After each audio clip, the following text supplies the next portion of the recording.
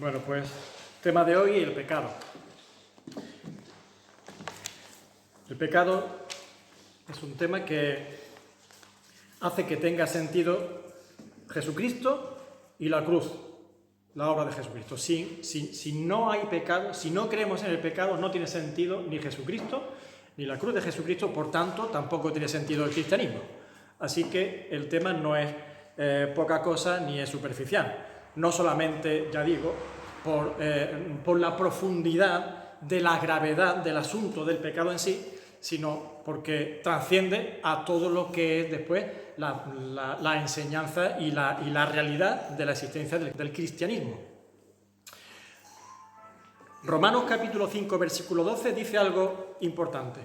El pecado entró en el mundo por un hombre. Así que, como vimos en el tema anterior de la caída, así pudimos ver el relato y cómo sucedió la entrada del pecado en el mundo. Efectivamente, el apóstol Pablo dice el pecado entró en el mundo por un hombre. Y dijimos que en el mundo se refería a que había afectado a todo, no solamente al ser humano, sino a toda la creación. Ahora, ¿qué es el pecado? El pecado lo podemos definir como la semilla o el germen que entra o que se genera, como fue el caso de Lucifer. No entró en Lucifer, sino que él lo generó. Él es padre de mentira, padre de pecado, él produce, él generó el pecado. Y que entra con tal poder y con tal influencia que lo convierte en un individuo sometido a esclavitud. Y una esclavitud de magnitud infinita, como está escrito en Juan, capítulo 8, versículos 33 al 36, dice: le respondieron los fariseos al Señor: linaje de Abraham somos y jamás hemos sido esclavos de nadie.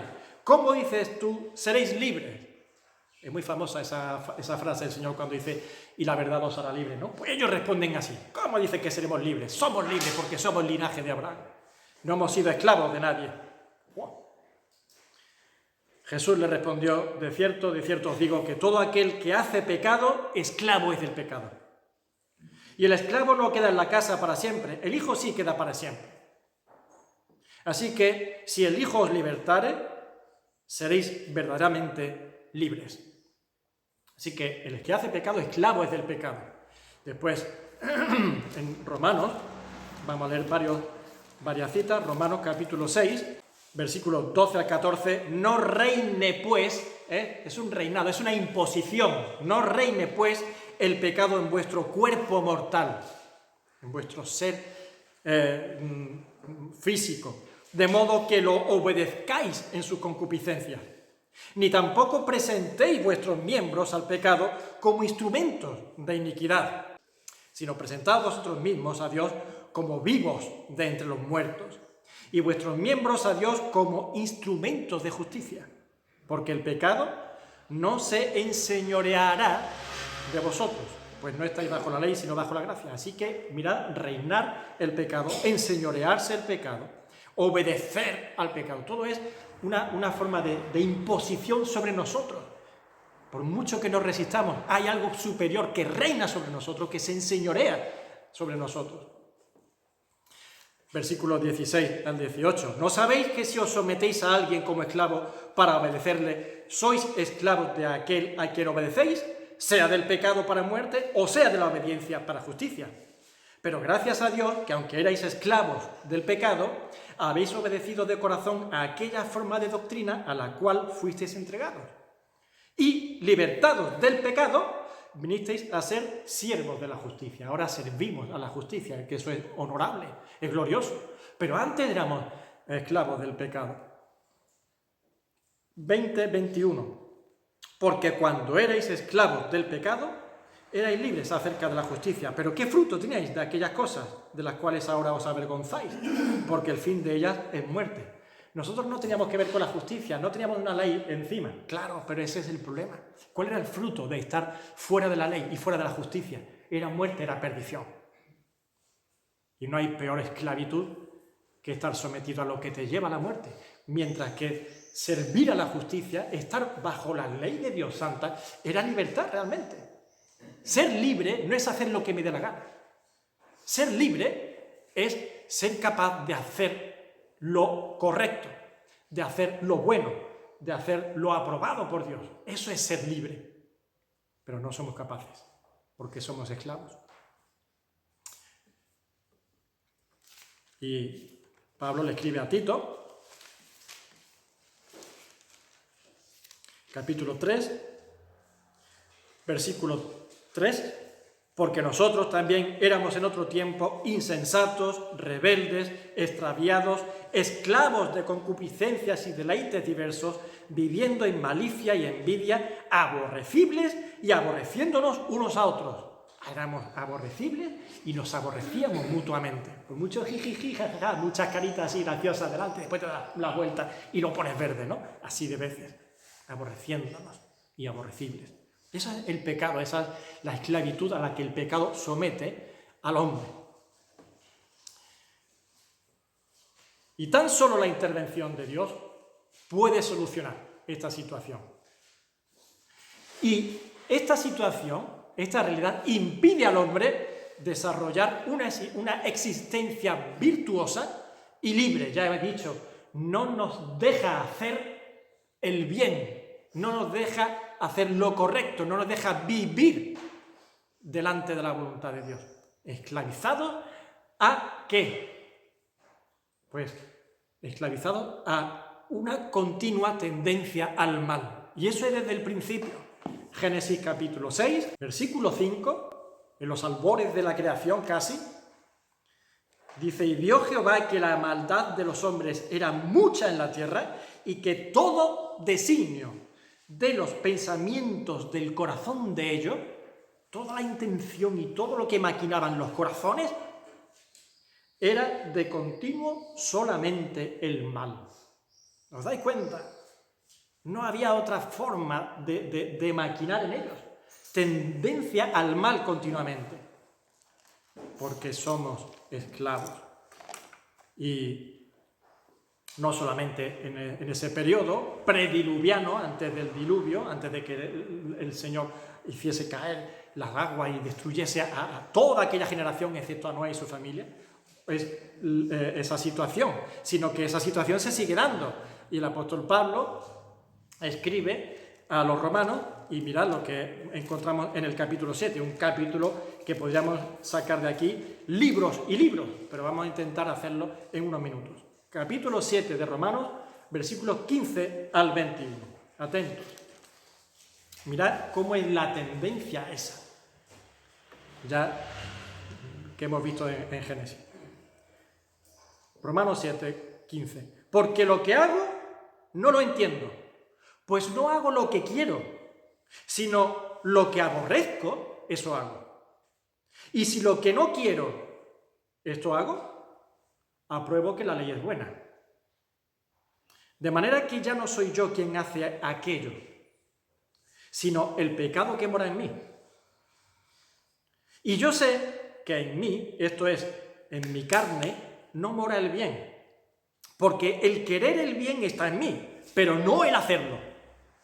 Porque no hago el bien que quiero, sino el mal que no quiero, eso hago. Y si hago lo que no quiero, ya no lo hago yo, sino el pecado que mora en mí. Así que, queriendo yo hacer el bien, hallo esta ley, que el mal está en mí. Todo esto es muy importante y lo vamos a ver el porqué. Porque hay cosas que se enseñan y que no están muy bien enseñadas y que son erróneas. Esta exposición que hace el apóstol Pablo de su experiencia en su propia carne, respecto a su propio ser, cómo él experimenta la realidad del pecado en él, nos enseña sobre la índole del pecado. Es decir, la forma en la que el pecado está en el ser humano, pues está intrínseco en la misma naturaleza nuestra, en la misma naturaleza de nuestro ser, en nuestros miembros, en nuestra carne, invadiendo como uno ocupa nuestro ser. Ahí está el pecado. Y así es como se presenta en nosotros, invadiéndonos. Y su forma de funcionar ejerciendo dominio Es decir, te esclaviza llevándote a actuar como no quieres. Lo ha expresado perfectamente, vaya, lo ha hecho como cuando se pone informática para tontos, ¿verdad? Ese libro que había, informática para tontos. Pues esto es casi evangelio para tontos. Básico, básico, básico. Lo he enseñado para tontos, para mí, para que yo lo entienda. Es que yo quiero hacer el bien y no lo consigo. Y yo pretendo hacer el bien y mis miembros hacen lo contrario. Y no hago lo que yo quiero, sino que hago lo que no quiero. Así que entendemos algo, y aquí había uno de los puntos que yo decía que hay que estar atentos, que la tradición religiosa ha estado enseñando erróneamente. Aquí podemos aclararlo. Y es que se nos enseñó, y hay quienes creyentes que lo aprueban, y pues la palabra dice que no es así, pero se nos enseñó que las personas venimos a ser pecadores porque cometemos pecados. Como tú has cometido pecado, eres un pecador. Pero sin embargo aquí lo que aprendemos es que nosotros pecamos, cometemos pecados porque somos pecadores. Es importante entender el orden. Yo no soy un pecador porque he pecado. Yo he pecado o yo peco porque soy pecador. Y Efesios capítulo 2, versículo 3 dice, entre los cuales, hablando de la gente del mundo, también todos nosotros, los creyentes, hablan los creyentes, vivimos en otro tiempo, en los deseos de nuestra carne, haciendo la voluntad de la carne y de los pensamientos, y éramos por naturaleza hijos de ira, lo mismo que los demás. Por naturaleza. ¿Os acordáis lo que dije la semana pasada de la caída? Que decían mis hijos, al igual que yo también lo dije en su día, ¿y yo qué culpa tengo de que Adán pecase? Yo ahora porque tengo... amigo mío, cayó la raza humana. Esto no anula, esta enseñanza no anula el origen de la caída, es decir, Adán y Eva, siendo sin pecado, pecaron. Y eso no lo anula. Pudo ocurrir y ocurrió. Pero la realidad ahora presente, a raíz de la caída de Adán y Eva, es la siguiente, que ya el pecado entra en el mundo, que ya el pecado ha contaminado al hombre, es un veneno que ha entrado en la raza humana y nacemos en pecado. Y esto arroja, por tanto, luz respecto al asunto de los recién nacidos y los niños. También otra enseñanza es que los niños, por tanto, según lo que se decía antes, nosotros somos pecadores porque pecamos. Es decir, el niño nace sin pecado y va a convertirse en pecador porque empieza a hacer cosas malas por imitación. De hecho, si cogemos a un niño, lo llevásemos a una isla y se le pudiese mantener en la isla sin contacto con nadie que no imitase el mal, no tendría pecado y sería un niño bueno en todo. No es correcto. Los niños no nacen sin pecado y los niños, por tanto, no están exentos del pecado y la naturaleza humana está bajo la esclavitud del pecado. Insisto, la naturaleza humana, no solo la humanidad entendida como el global de las personas, sino la naturaleza humana. ¿Tú eres humano? ¿Tú cómo has nacido? ¿Tú has nacido lechuga? No, has nacido persona. Pues la naturaleza humana está afectada por el pecado. Y así dice Romanos, en lo que hemos leído, el apóstol Pablo, seguimos un poco más adelante, pero veo otra ley en mis miembros que se revela contra la ley de mi mente y que me lleva cautivo a la ley del pecado que está en mis miembros. Lo traigo en mi naturaleza, impregnado. Y cuidado, vamos a salvar otro error de otra enseñanza religiosa equivocada. No hay que caer en el asunto de la carne es mala y por tanto, como la carne es mala y está impregnada del pecado, hay que castigarla. Y entonces nos flagelamos, nos castigamos el cuerpo porque el cuerpo es malo y hay que castigarlo. No, eso no es así.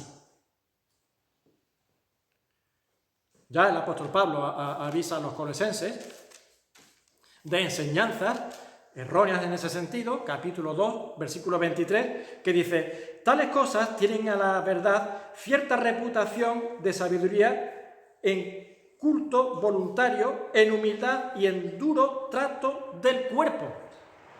Cuando habían enseñanzas de gente religiosa que te obligaban a hacer ciertas cosas, entre ellas era pues, hacer penitencia.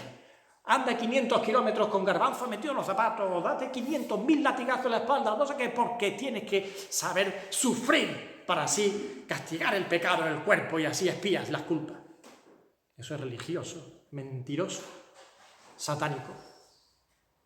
Dice, y acaba el versículo, pero no tienen valor alguno contra los apetitos de la carne. Es decir, ni te sirve para salvarte y tampoco soluciona el problema. Tu carne seguirá teniendo el apetito carnal, pecaminoso. Date 50 latigazos hoy y mañana seguirás mirando a esa mujer, codiciándola y adulterando con ella en tu corazón.